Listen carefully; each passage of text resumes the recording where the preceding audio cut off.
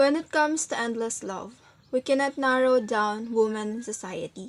From mother to cherish their children, a sister who always there to listen, a friend that always there at your side, and a daughter and child that can make you laugh and weeps all your pain. How exactly women value nowadays.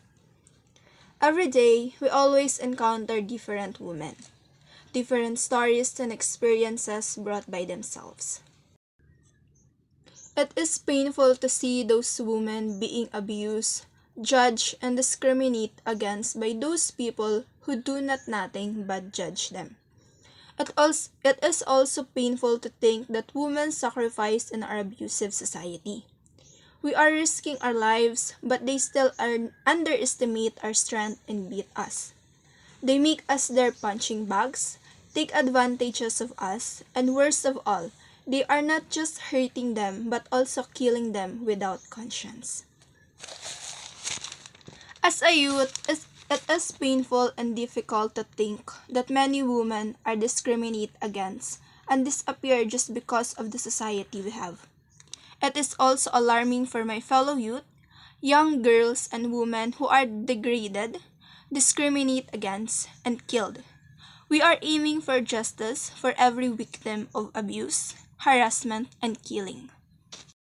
There is a growing number of violence against women nowadays.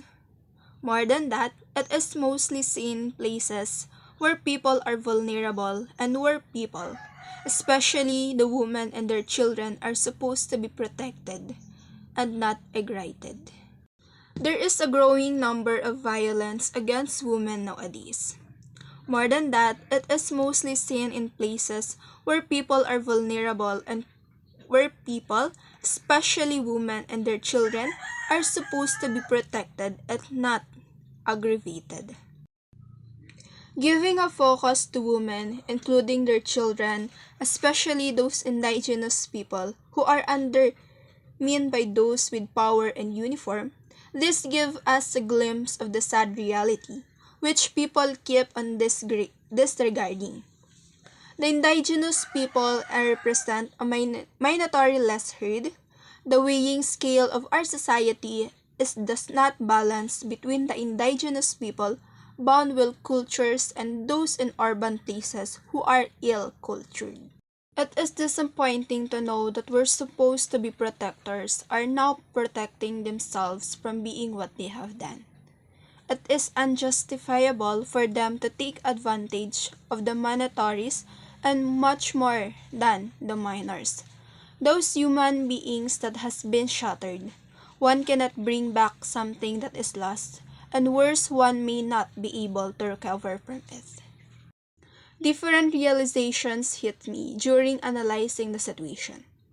Women suffering from different violence like sexism, physical violence, discrimination, and most of all, sexual harassment. In the society we have, women are gradually losing their voices, as if we're reverting to a time when women were simply obedient to men and society.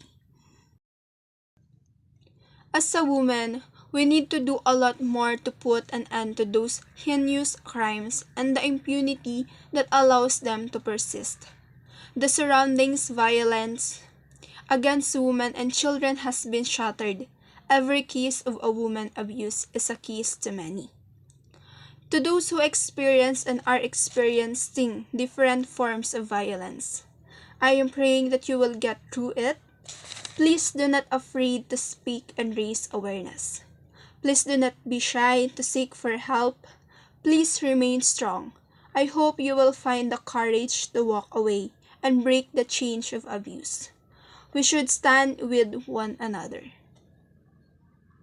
And to the government, we call for strong actions to improve the accessibility and quality of services so that victims can still access them regardless of their location, age, race, income, and the likes.